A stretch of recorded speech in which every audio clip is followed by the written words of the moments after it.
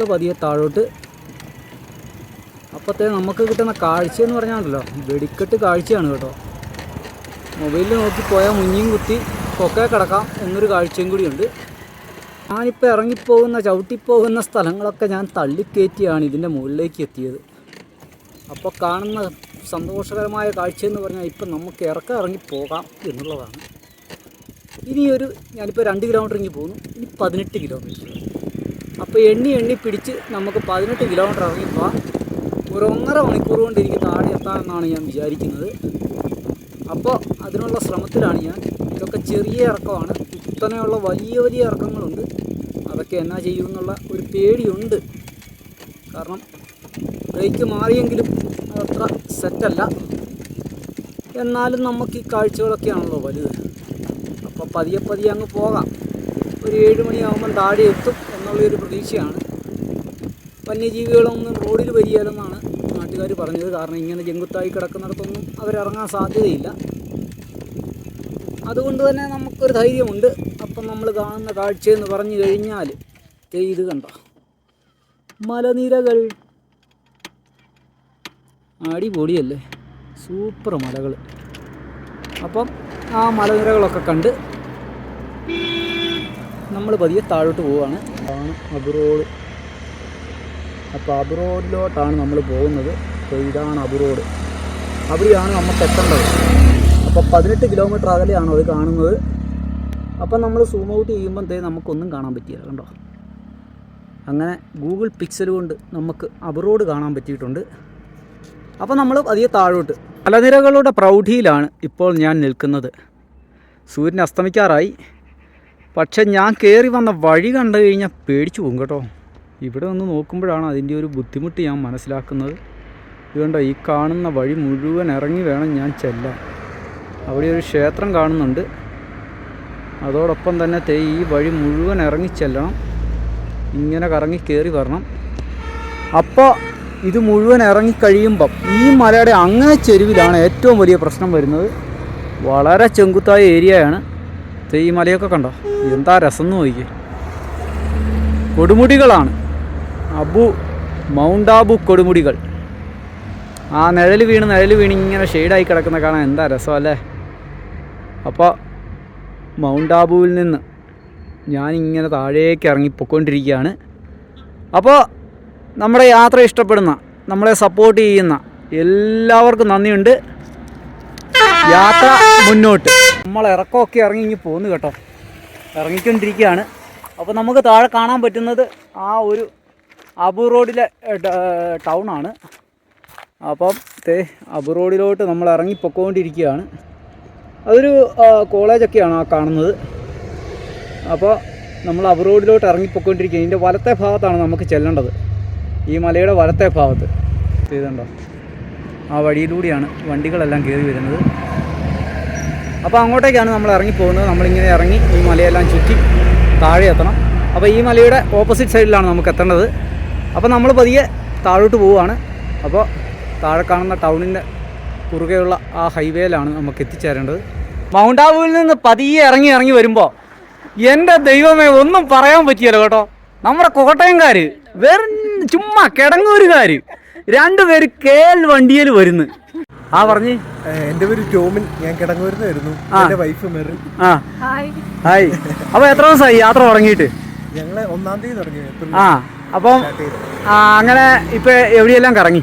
ഞങ്ങളിപ്പോ ഫസ്റ്റ് ഗോകർണ, ഗോവ, പൂനെ, മുംബൈ, പിന്നെ അത് വഡോദര. അപ്പൊ ഇന്ന് മൗണ്ട് ആബുവിലോട്ട്. അപ്പോൾ ഇവരെ കണ്ടതിൽ ഭയങ്കര സന്തോഷം. കാരണം ഞാനിപ്പോൾ പോകുന്ന നമ്മുടെ ഒരു കോട്ടയംകാരൻ്റെ അടുത്തോട്ടാണ്. അദ്ദേഹം ഇവിടെ താഴെയുണ്ട്, അബുറോഡിലുണ്ട്. അപ്പോൾ അദ്ദേഹത്തിൻ്റെ വീട്ടിൽ ഇന്ന് താമസിച്ച് നാളെ അയാളുടെ ഫാം ഹൗസിലും പോയിട്ട് മറ്റന്നാൾ ഇവിടുന്ന് യാത്ര തിരിക്കാന്ന് വെച്ച് ഞാൻ താഴോട്ട് പോകുമ്പോൾ വീണ്ടും വന്നിരിക്കുന്നു കോട്ടയംകാർ. അതാണ് കോട്ടയത്തിൻ്റെ പവർ.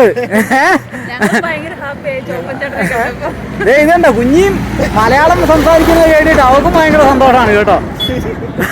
അപ്പോൾ ശരി, 2 പേർക്കും എല്ലാവിധ ആശംസകളും നേരുകയാണ്.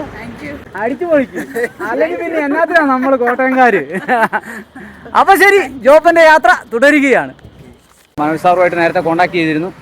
അദ്ദേഹത്തിൻ്റെ വൈഫും ഇവിടെ സ്കൂൾ ടീച്ചേഴ്സാണ്, സാറ് ഹെഡ് മാസ്റ്ററാണ്. അപ്പോൾ ഞാനും കുഞ്ഞിയും കൂടി സാറിൻ്റെ ആ ഒരു ഫാം ഹൗസ് ഉണ്ട് ഇവിടെ, അങ്ങോട്ടേക്ക് പോവുകയാണ്. ഇനി ഒരു 2 ദിവസം അവിടെ തങ്ങിയിട്ട് രാജസ്ഥാനിലെ ഒരു ഫാം ഹൗസ് കാണാൻ വേണ്ടിയുള്ള യാത്രയിലാണ്. അപ്പോൾ ശരി, നമ്മൾ ഈ ഫ്രണ്ടിൽ കാണുന്ന മലനിരകളെല്ലാം മൗണ്ട് ആബുവിൻ്റെ ഭാഗങ്ങളാണ്. ആ വഴിയെല്ലാം ഞാൻ കയറിപ്പോയതാണ്. അപ്പോൾ സാറിൻ്റെ വീട് ഇവിടെ അടുത്താണ്, ഇവിടെ അബു റോഡ് റെയിൽവേ സ്റ്റേഷൻ്റെ അടുത്താണ് സാറിൻ്റെ വീട്. ഇന്നലെ വൈകിട്ട് അവിടെ പോകാനുള്ള ഒരു അവസരമുണ്ടായി. അതോടൊപ്പം തന്നെ ഇന്നലെ എനിക്ക് ഇവിടെ സാറ് റൂം എടുത്ത് തന്നു. കാരണം ഇന്നലെ ഞാൻ വളരെ വൈകിയാണ് മുകളിൽ നിന്ന് ഇറങ്ങി വന്നത്.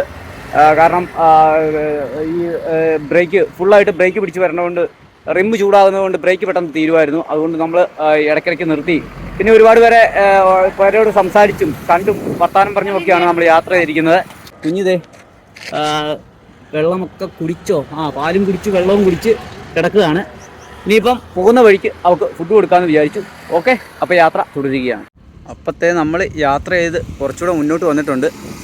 ഒരു 3 കിലോമീറ്റർ നമ്മൾ താമസിച്ച സ്ഥലത്തു നിന്ന് 5 കിലോമീറ്റർ പോന്നിട്ടുണ്ട്. അപ്പോഴത്തേ എൻ്റെ മുൻപിൽ കാണുന്നത് മനോഹരമായ മലനിരകളാണ് കേട്ടോ. ഇതുണ്ടോ, എന്താ രസം എന്ന് നോക്കിയേ. ഇതെല്ലാം മൗണ്ട് ആബുവിൻ്റെ ഭാഗങ്ങളായിട്ടുള്ള ഒരു മലനിരകളാണ്. ഇതിങ്ങനെ ഒരു സൈഡ് വഴി നീണ്ടു നടന്ന് കിടക്കുകയാണ്. നമ്മൾ പോകുന്ന ഫാമിൻ്റെ സൈഡിലും ഈ ഒരു മലനിര തന്നെ നമുക്ക് കാണാൻ പറ്റും.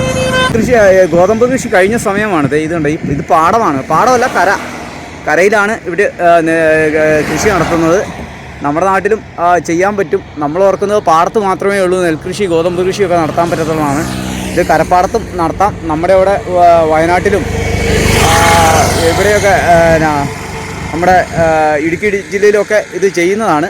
അതുപോലെ തന്നെ നമുക്ക് നാട്ടിൽ തരിച്ചു കിടക്കുന്ന ഭൂമിയിലും ഇതുപോലെ വയൽ ചെയ്യാവുന്നതാണ്. കാരണം മഴക്കാലത്ത് മുഴുവൻ വയലായിട്ട് അത് ഉപയോഗിക്കാവുന്നതാണ്. അപ്പം ഞാൻ ഇങ്ങനെ ഈ കാഴ്ചകളൊക്കെ കണ്ട് യാത്ര തിരിച്ചുകൊണ്ടിരിക്കുകയാണ്. അപ്പോൾ ഈ മലനിരയുടെ അടിവാരത്തുകൂടി സ്റ്റേറ്റ് ഹൈവേ 11 നമ്മുടെ യാത്ര ഇങ്ങനെ മുന്നോട്ട് പോവുകയാണ്. രാജസ്ഥാനിലെ സിരോഹി ജില്ലയിലെ മൗണ്ട് ആബുവിനടുത്തുള്ള ഗിർഗർ ഗാവിലാണ് ഞാനുള്ളത്. ഇത് കണ്ടോ, ഒരു വനപ്രദേശമാണ് കേട്ടോ, മുഴുവൻ പാറക്കെട്ടുകളാണ്. അപ്പോൾ ഇത് കണ്ടോ, ഇതൊരു തടാകമായിരുന്നു, ഇപ്പോൾ വെള്ളം പറ്റിയതാണ്. നേരത്തെ ഇവിടം വരെ വെള്ളം കയറി കിടക്കുന്ന സ്ഥലമാണ്. എന്നാലും ആ പാറക്കെട്ടിൻ്റെ ഇടയിലൊരു മരം നിൽക്കുന്നുണ്ടോ, തളുത്ത് പൂത്ത് നിൽക്കുന്ന ഒരു മരം. ഇത് കണ്ടോ, ആ പാറക്കെട്ടിൻ്റെ ഇടയിലാണ്. പക്ഷേ വെള്ളത്തിനൊരു സാധ്യതയുണ്ട്. രാജസ്ഥാനാണ്, 4 ചുറ്റും മലനിരയാണ്. ഇത് കണ്ടോ, മുഴുവൻ പാറക്കെട്ട്. അപ്പോൾ ഞാൻ ഈ വഴിയാണ് പോകേണ്ടത്. ഈ മല കഴിഞ്ഞ് അപ്പുറത്തെ മലയിൽ ചെല്ലണം. അപ്പോൾ ഇവിടെ വന്യജീവികളൊക്കെ ഇറങ്ങുന്ന സ്ഥലമാണ്. കടുവയും കരടിയും ഒക്കെയുള്ള സ്ഥലമാണ്. ലെപ്പേഡും കരടിയും ഒക്കെയുള്ള സ്ഥലമാണ്. രാത്രിയിൽ അതൊക്കെ ഈ ഫാമിൻ്റെ അകത്ത് വരുമെന്നാണ് പറഞ്ഞത്. അപ്പോൾ അതൊക്കെ ഒന്ന് എക്സ്പീരിയൻസ് ചെയ്യാൻ വേണ്ടിയാണ് ഞാൻ ഈ കാട് പ്രദേശത്തേക്ക് കയറി വന്നിരിക്കുന്നത്. അപ്പോൾ സാറങ്ങനെ പറഞ്ഞപ്പോഴത്തേക്കും പിന്നെ എന്നാൽ നമുക്കത് എക്സ്പീരിയൻസ് ചെയ്തില്ല, ശരിയല്ലല്ലോ. അപ്പം തന്നെ നമ്മൾ പറഞ്ഞു, സാറേ എനിക്കൊരു ചാൻസ് തരുമോ, ഒരു 3 ദിവസം ഞാൻ സാറിൻ്റെ ഫാം ഹൗസിൽ താമസിച്ചോട്ടെ. ഇവിടെ ഒരു വീടൊക്കെ ഉണ്ട്, ഒരു നല്ല വീടൊക്കെ ഉണ്ട്. അപ്പം നമ്മുടെ നാട്ടിൽ നിന്ന് വരുന്നവർ ചിന്തിക്കുന്നത്, ഇവർ ഈ കൃഷിസ്ഥലത്ത് നിർമ്മിക്കുന്ന വീട് പൊട്ടിപ്പൊളിഞ്ഞ് കിടക്കുന്നത് കാണുമ്പോൾ ഇവിടുത്തെ സാധാരണക്കാരുടെ പൊട്ടിപ്പൊളിഞ്ഞ് കിടക്കുമ്പോഴത്തേന് ഇത് അവർക്ക് ജീവിക്കാൻ ഗതിയില്ലാത്തതുകൊണ്ടാണെന്നാണ് ചിന്തിക്കുന്നത്. പക്ഷേ അതല്ല, അത് അവരുടെ ഫാം ഹൗസാണ്. അവരുടെ വീട് ഗാവിലായിരിക്കും, അല്ലെങ്കിൽ സിറ്റിക്കുള്ളിലായിരിക്കും യഥാർത്ഥ വീട്. അവർ കൃഷി ആവശ്യങ്ങൾക്ക് വേണ്ടി വന്ന് ഒരാഴ്ച അല്ല 2 ആഴ്ച അല്ല എല്ലാ ദിവസവും 1-2 പേര് അവിടെ താമസിക്കും.